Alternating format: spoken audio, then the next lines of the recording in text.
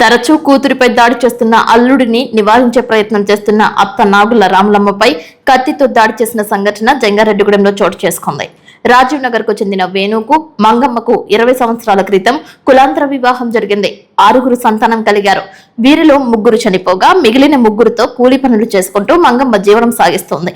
తరచూ గంజాయి మద్యం సేవించి తనను కొడుతూ ఉంటాడని, చిత్రహింసలకు గురి చేస్తూ ఉంటాడని భార్య మంగమ్మ మీడియాతో వాపోతోంది. అనుమానంతో తన చెల్లిపై తరచూ ఏదో ఒక గొడవకు దిగుతూ ఉంటాడని మంగమ్మ సోదరి తెలియజేస్తోంది.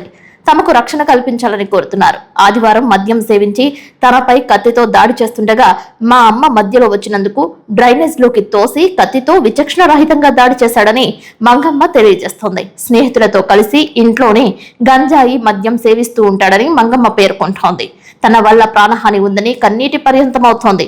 తనకున్న సంతానంలో ఒకరికి మాటలు రావని తెలియజేస్తోంది. రాజునగర్ అయితే మా ఆయన గారు నన్ను కొట్టేస్తున్నాడండి, ఇష్టం వచ్చినట్టు కొడుతున్నాడండి. చాకులతో కొడుతున్నాను, అక్కడ ఇక్కడ దాతున్నాడండి చాకులు, బ్లేడ్లు. నన్ను కత్తి పట్టుకొని ఇలా పొరతకు వచ్చేప్పటికి మా అమ్మ వచ్చి మా అమ్మని పొడి చేశాడండి. నిన్ను కూడా పొడి చేస్తానా కానీ మా అమ్మని కూడా పొడి చేశాడండి. కుక్కను కొడతారండి, అలాగ పట్టుకొని డ్రైన్లో వేసి పొడి చేశాడండి. నేను తొయ్యిపోతే పేకలు ఓదికి తెగిపోనండి. ఒకసారి 2-3 సార్లు తలకాయ బద్దలు కొట్టాడండి. ఒకసారి పెట్రోల్ పోసేసాడండి. అలాగే సర్దుకుంటాడండి, ఏ పనికి వెళ్ళడండి.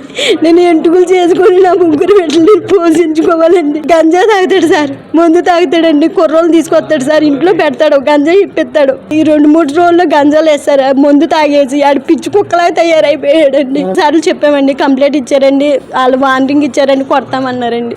సార్ 3 నన్ను పెట్రోల్ కూడా పోసాడండి. పెట్రోల్ పోసినప్పుడు కూడా అలాగే కేసు పెడతారు, పోలీసులు కూడా పట్టించుకోలేదండి. అప్పుడు 3 పిల్లలు సార్ నాకు. ఓ బాబుకి మాటలు రావండి. అలాగే మా పిల్లలు కూడా పట్టుకొని పిల్లలు కూడా చంపేస్తాను కానీ పిల్లలు పట్టుకొని గబ్బి అని గుద్దేస్తున్నాడండి. అవును సార్, నన్ను ఇష్టం లేకుండా నాకు ఇష్టం లేదని ఇంట్లో ఉంటుంటే నా మీద పేకో చేసుకొని నేను చచ్చిపోతాను, నువ్వు రాబోతని నన్ను తీసుకొని వెళ్ళిపోయాడండి. అలాగే ఇంకెలాగే వెళ్ళిపోయాడు, నన్ను ఇంటికి వస్తే నన్ను చంపేస్తారని. అలాగే ఎంత కొట్టినా మా అమ్మలు నన్ను ఇంటికి వస్తే కొట్టేస్తారండి. అలాగే కష్టమైన సుఖమైన అబ్బాయితోనే పడ్డానండి. ఒక పనికి కూడా వెళ్ళడండి. అసలు ఎంటుకులు పని చేసుకుని తెల్లవారులు కష్టపడి నా బిడ్డలు నేను పెంచుకోవాలండి. ఇదే సార్, నేను ఆ అబ్బాయి సైకో అండి. సీట్లు ఇంటికి ఇస్తారండి, మా అమ్మాయి తీసుకుంటాను, మా దగ్గర కూలి పని చేస్తానండి. ఇది చెయ్యరు పైన ఏదో నా రోజుకి 200 వస్తాయని ఆ ఇంటికాడ కూర్చొని చేస్తాను. వీళ్ళిద్దరు 3 పిల్లలు దెబ్బలుకుంటామంటే ఎందుకు దెబ్బలుకుంటున్నారమ్మా, దెబ్బలుకోబాకండి, నా ఇంటికాడికి వస్తున్నావు నువ్వు, నా బొమ్మలు పక్కన అని అడిస్ట్ వచ్చినగా మాట్లాడాడు. సార్ నేను ఏం చేశానంటే పోలీస్ స్టేషన్కి నెంబర్ చేద్దామని నెంబర్ తీసుకున్నాను. నెంబర్ వెళ్ళలేదండి. వెళ్ళకపోతే ఏదో బెదిరిద్దామని అక్కడ కూర్చోను. పోలీసులకు ఫోన్ చేస్తున్నాను. పోలీసు వాళ్ళు వస్తున్నారు, కంగారు పడబాక అయ్యా, నన్ను ఎంత తిడుతున్నావు చెందుతున్నావు అన్నానండి.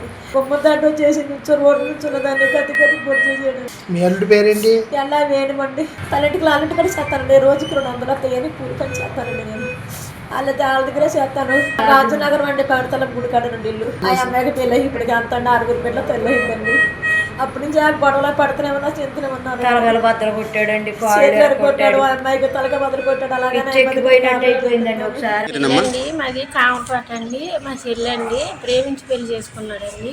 అయితే బిడ్డలు పుట్టాక అనుమానం వచ్చి ఒక తాచిలు పెడతాం, కృష్ణాలు పూసేస్తాం, తలకాయ పాటలు పడతాం, అలా చేస్తున్నాడండి. ఈ రోజు అయితే ఏం తెలిసిందో ఏమైందో మాకు అయితే తెలదు కానండి. మా అమ్మ అడ్డు వెళ్ళిందంటండి, మా అమ్మని పొడి చేశాడంటండి, కుక్కను పొడిచినట్టు. హాస్పిటల్కి తీసుకొచ్చారండి. ఆ పిల్లకి కూడా భయం వేస్తుందండి. 3 బిడ్డలండి.